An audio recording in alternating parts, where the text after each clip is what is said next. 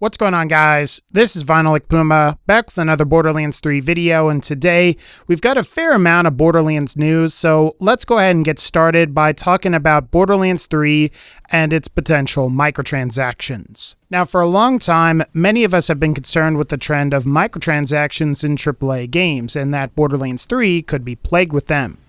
Or even worse, like many other developers and publishers, that Take-Two would implement microtransaction loot boxes into Borderlands 3.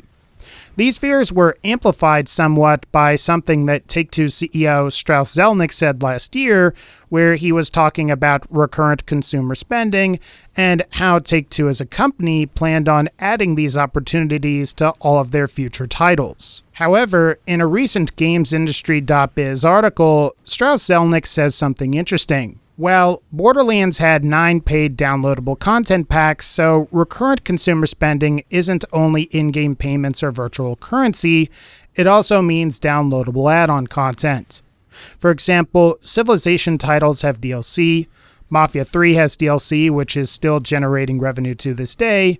Our goal is to always engage the customer after the initial release. The type of engagement is going to vary product to product. We're not focused on driving that engagement so we can monetize.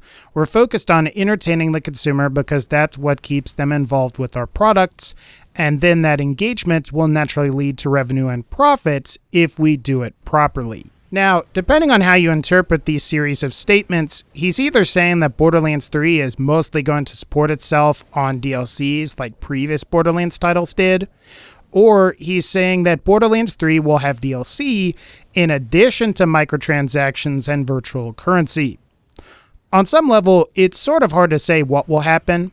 On the one hand, Battleborn introduced a microtransaction system on top of its season pass that involved purchasing a currency called Platinum to acquire certain cosmetics as well as XP boosters.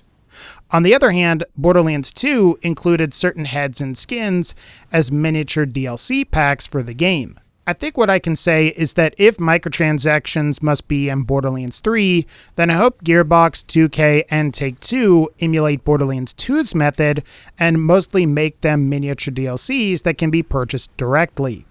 Because I do think having microtransactions that require a specific currency to purchase something like more bank space, MOSDUs, XP relics, and potentially even heads, skins, and taunts would be a terrible idea. So hopefully, if Gearbox is out there listening, stay away from gameplay progression and what would normally be perks of gameplay progression, and stick with cosmetics if microtransactions must be in the game. After all, one of the complaints with Borderlands 2 is that we didn't get enough bank space, and making us pay for bank space seems like a slap in the face. No pun intended. Something else that's sort of interesting that happened recently with Borderlands 3 involves Amazon Italy.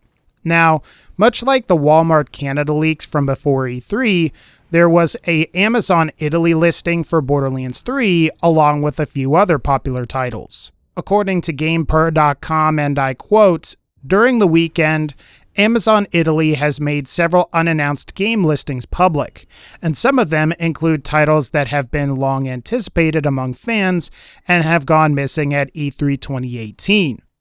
Among the games involved, we can find sequels such as Bloodborne 2, which Amazon claims is apparently releasing by December 31st, 2019, same as Sunset Overdrive 2, debunked multiple times by IP owner and developer Insomniac Games, Borderlands 3, and a new Splinter Cell iteration." Now, there are also some links to the specific retail listings for Borderlands 3 on Xbox One and PS4 on another gaming website called Gametransfers.com.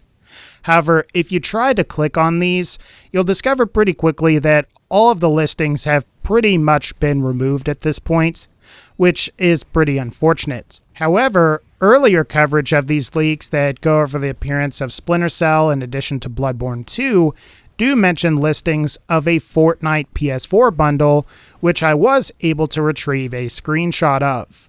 While I can't say whether or not it will still be up by the time I upload this video, this Fortnite listing is interesting because it has the bundle's release date dated to July 11th, 2018, as opposed to July 16th, as indicated by some previous leaks. So I guess on some level, these retail leaks should be taken with a huge grain of salt. However, it's also possible that much like the Walmart Canada leaks, these Amazon listings could end up being an indication of things to come.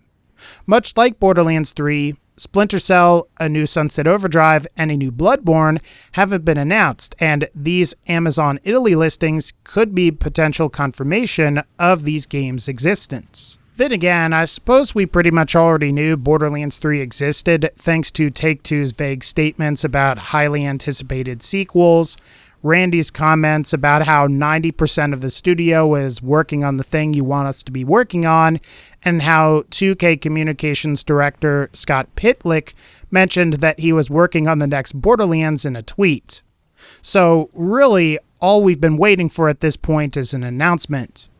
However, given this retail listing, it could also mean that an official Borderlands 3 announcement is imminent. And while Gamepur.com questions some of the validity of some of these leaks, I sort of feel differently. In the case of Sunset Overdrive 2, Insomniac Games has indicated interest in the project in the past, but was looking for a publisher to help them create the title. In the case of Bloodborne 2, Hidetaka Miyazaki has been on record saying that From Software is working on 3 projects, where one is an action RPG with a similar setting to Dark Souls, the second is a reboot of an old franchise, and the last game is a completely new IP.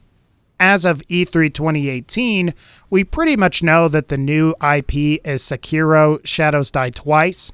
We have some reason to suspect that the reboot is Armored Core based on some previous interviews with the guy, and that means that the action RPG could potentially be a Bloodborne sequel. So at the very least, I think certain aspects of the Amazon Italy leaks could be true. But I digress. As far as these leaks pertain to Borderlands 3, I do think the leaks could foreshadow a future Borderlands 3 announcement.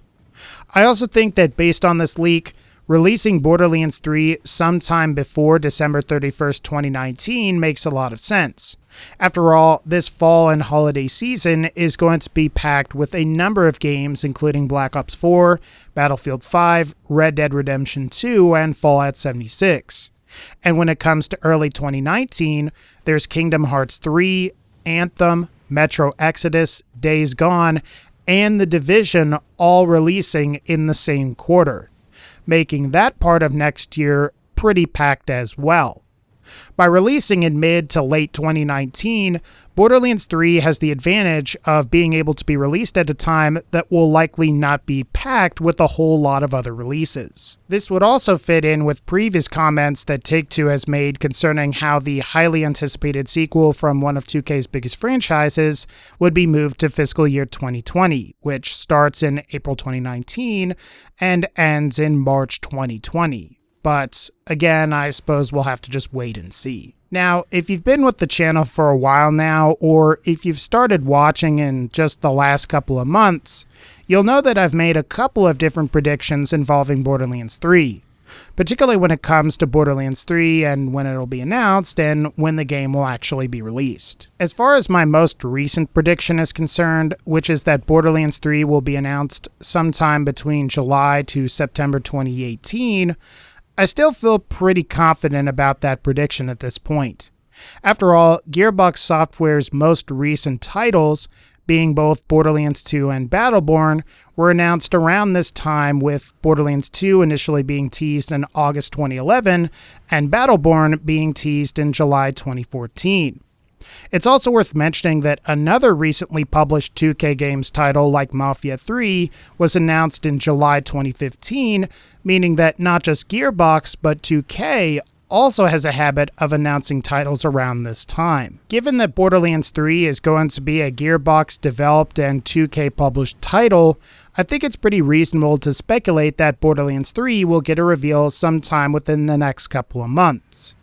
Of course, it's always possible things could change and I could be totally wrong again, but there is precedent for both Gearbox and 2K Games to do something like this. So again, I think I'm going to have to say that, Borderlands 3 will get announced sometime between July to September 2018, and the game will release in either fall 2019 or holiday 2019. Hopefully, we'll get something that's ultimately a lot more similar to Borderlands 2 as far as microtransactions are concerned, but I guess we're not going to really know what anything's going to be like until the game's announced and then finally released. But alright guys, I think that's going to wrap up this particular video. What do you think of the Borderlands 3 microtransaction situation?